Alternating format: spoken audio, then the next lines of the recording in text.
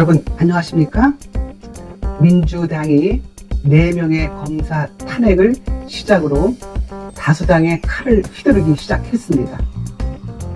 민주당은 지난해 헌정사 최초로 안동환 검사를 탄핵하고 손중성, 이정석 검사에 이어 박상용, 강백신, 김영철, 엄희준 검사와 신진우 부장판사까지 탄핵을 추진하고 있습니다.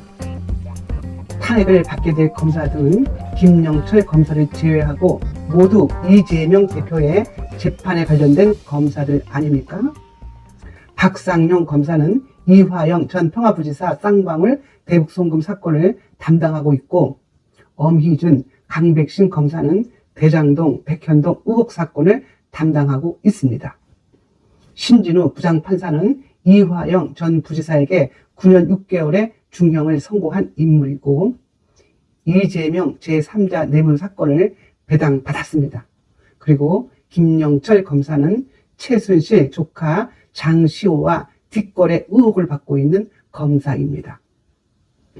그렇다면 민주당의 속내가 무엇인지 알아볼 필요가 있겠습니다. 지난 박근혜 대통령 탄핵 때를 보면 탄핵이 소추되어 가결되면 가장 먼저 직무가 정지되는 것입니다. 박근혜 대통령 직무를 당시 황교안 국무총리가 대행하지 않았습니까? 노무현 대통령 탄핵 때도 고건 총리가 대통령 대행을 맡았습니다. 민주당은 바로 이재명 사건 담당 검사의 직무 정지를 노리는 것입니다. 검사나 판사의 직무가 정지되면 재판이 그만큼 지연될 수밖에 없습니다. 이화영 측 법관 기피 신청으로 77일이나 재판이 지연된 적 있지 않습니까? 민주당은 무작정 검사의 기소를 믿지 못하겠다는 조폭 근성을 보이고 있습니다. 그런데 생각해 보십시오. 우리 헌법에서 검사에게 기소 독점을 부여하는 이유가 뭐겠습니까? 검사는 경찰이 발로 뛰어서 수집한 모든 자료를 토대로 법률적으로 해석하는 것입니다. 그만큼 전문성을 지녔기 때문에 검사에게 독점 기소권을 주게 되는 것입니다. 우리 검찰이 기소해서 유죄가 될 확률이 97%에 달한다고 합니다. 그런데 민주당은 이런 검사를 못 믿겠다는 것입니다.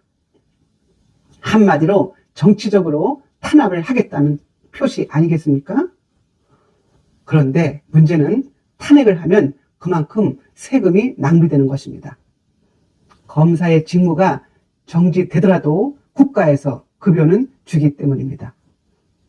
일을 열심히 해도 부족할 판에 직무를 정지시켜 놓고 돈만 받아먹게 하는 셈이니 국가적 손실 아니겠습니까?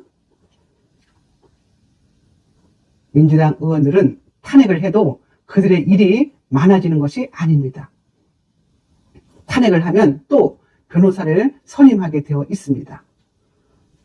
변호사 수임료를 우리 국민 세금으로 주게 되는 것입니다. 탄핵 기간에 일을 안 해도 월급이 나가고 국민의 막대한 세금은 변호사 주머니로 들어가게 되는 것입니다. 이것은 다수당인 민주당의 행포이고 재앙이나 다를 바 없습니다.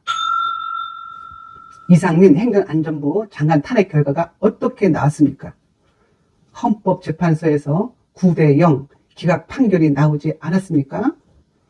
하지만 엄청난 손실을 불러온 탄핵을 일삼던 의원들에 대한 책임은 전혀 없습니다. 민주당이 다수당의 행포를 남발하는 주범은 바로 책임이 없기 때문입니다. 민주당은 이재명 대표를 지키려고 신진우 부장판사의 탄핵에 올인할 것입니다.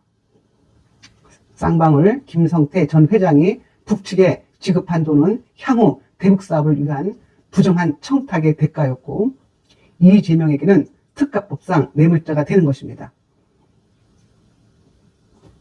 김성태가 제공한 300만 달러라는 자금은 리종혁 북한 정치인을 통해 전달되었습니다.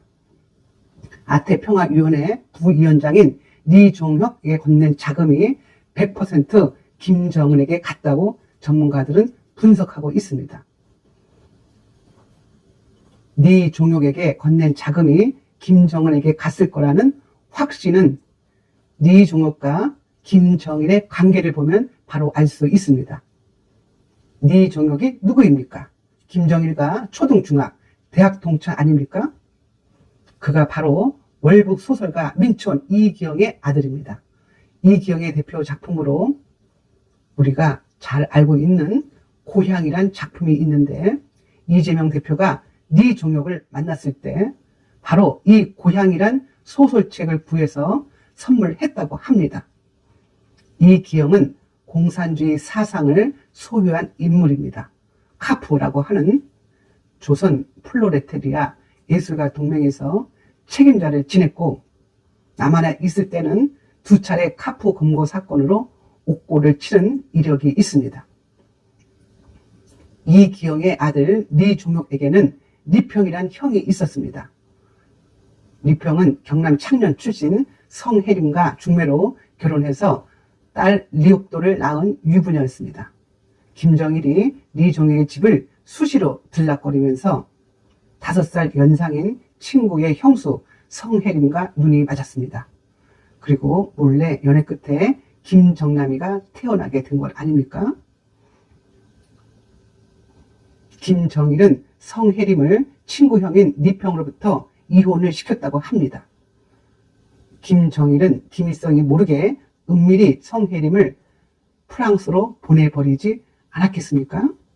이런 집안 역사를 지닌 리종혁은 김정일 체제에서 대남 전략가로 일했고 높은 직책을 맡았습니다. 이재명이 리종혁에게 매달린 이유는 무엇이겠습니까? 김정일의 아들 김정은과 바로 연결되기 때문 아니겠습니까? 따라서 이화영과 김성태는 이재명의 괴리에 따라 움직였다는 게 확실하지 않겠습니까? 지금까지 김선혜의 직언직설이었습니다. 감사합니다.